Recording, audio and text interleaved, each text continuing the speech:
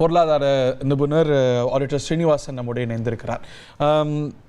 நிறைய political expectation இருக்கு. ஏன்னா தேர்தலுக்கு முன்பு வரக்கூடிய பட்ஜெட் முழுமையான பட்ஜெட் அப்படிங்கிறதுனால இயல்பாகவே எதிர்பார்ப்புகள் இருக்கு.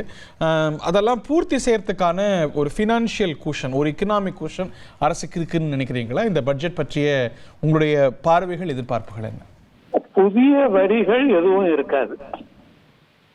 புதிய வரி எதையும் விதிக்க மாட்டாங்க. ஏன்னா வரப்போற வருஷத்துல புது வரியை போட முடியாது.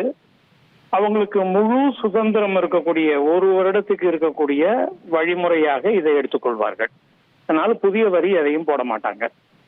ஏற்கனவே மகளிருக்கு உண்டான சில திட்டங்களில் தொகை உயர்வையோ அல்லது அவர்கள் கொடுக்கக்கூடிய சலுகை உயர்வையோ கூடுதலாக்கலாம். அதாவது 1000 ரூபாய்க்கா நிதி பற்றாக்குறை, வருவாய் பற்றாக்குறை அதெல்லாம் இருக்கும் பொழுது. ஆமா, நிதி பற்றாக்குறை, வருவாய் பற்றாக்குறை இரண்டுமே இருக்கும்.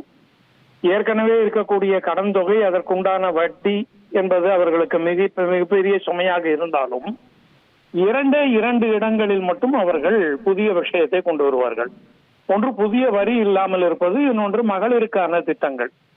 வரக்கூடிய வருவாயில் ஒதுக்குவதில் 2 முக்கியமான விஷயங்களை கவனிப்பார்கள் என்று நான் எதிர்பார்க்கிறேன். முதலாவது, இந்த வெயில் காலம் வருகின்ற பொழுது ஏற்படுகின்ற தண்ணீர் தட்டுப்பாடு, காவிரி நீரிலிருந்து வரக்கூடிய வரத்து, இந்த இரண்டையும் ஒரு பக்கமாகவும், இன்னொன்று மழை காலத்தில் வரக்கூடிய சென்னை போன்ற பகுதிகளில் ஏற்படும் வெள்ளத்தை தடுப்பதற்குண்டான விஷயங்களையும் அவர்கள் கூடுதலாக கவனிப்பார்கள்.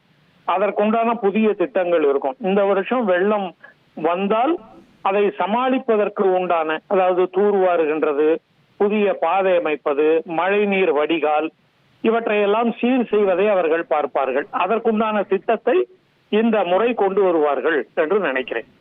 அவர்களுக்கு நிதி ஆதாரம் குறைவாக இருக்கிறது. அதனாலதான் பல்வேறு விஷயங்களை அவர்களால் ஏற்கனவே எடுத்து சென்றதை நடத்த முடியவில்லை. உதாரணமாக 1000 என்பது தகுதி வாய்ந்தவர்களுக்கு என்று சொல்லப்பட்டது. அதை கொஞ்சம் விரிவடைய செய்து ஒரு 12 மாதத்திற்கு தற்காலிகமான கடன் மூலம் அதை கொடுப்பதற்கு முயற்சி செய்யலாம். அப்படி செய்வதன் மூலமாக மக்கள் பணத்தொகை உயர்த்தப்படுமா, இல்லாட்டி தனது பயனாளிகளுடைய எண்ணிக்கை உயர்த்தப்படுமா? பயனாளிகளுடைய எண்ணிக்கை, அதான் முன்னாடியே நம்மளுடைய போன வருடம் வந்த பொழுதே சொன்னேன். இதுல தகுதி வாய்ந்தவர்னு பிரிப்பதற்கு பதிலாக, அதாவது 2 கோடி ரேஷன் கார்டு இருக்கிறதுல 60 லட்சத்துல ஆரம்பிச்சு ஏறத்தாழ 1 கோடிக்கு வந்திருக்கிறாங்க. 1 கோடி பேருக்கு 1000 ரூபாய் கொடுப்பதை விட 2 கோடி பேருக்கு 500 ரூபாய் கொடுத்திருந்தா எதிர்ப்பே இல்லாமல் இருந்திருக்கும் என்று போன வருடம் நம்ம இந்த மேடையில டிஸ்கஸ் பண்ணோம். 1 கோடி பேருக்கு 1000 ரூபாய் கொடுக்கறதுக்கு பதிலாக 2 கோடி பேருக்குன்னா என்ன ஏன் ஒதுக்கினாங்க? ஒதுக்கினவர்கள்ல நியாயமா தேவைப்படுறவங்க இருந்திருப்பாங்க. அதை மாற்றுவதற்கும் பண்ணுவாங்க. இன்னொன்று, பக்கத்துல பாண்டிச்சேரியில 2500 என்பது அவர்களுடைய பூமத்திய அளவு, பூமியினுடைய அளவு குறைவாக இருப்பதனாலும், எண்ணிக்கை குறைவாக இருப்பதனாலும், ஓரளவிற்கு கடன் சுமை குறைவாக இருப்பதனாலும் செஞ்சிருக்கலாம். அதிலிருந்து வீழுவதற்காக உண்டானது. அதனால 1000-ஐ 2000 பண்ணலாம். தகுதி வாய்ந்தவர்களை அதிகப்படுத்துவதாக சொல்லலாம். இதுதான் நான் இதுல எதிர்பார்ப்பது. செய்திகளை உடனுக்குடன் தெரிந்து கொள்ள உடனே சப்ஸ்கிரைப் பண்ணுங்க.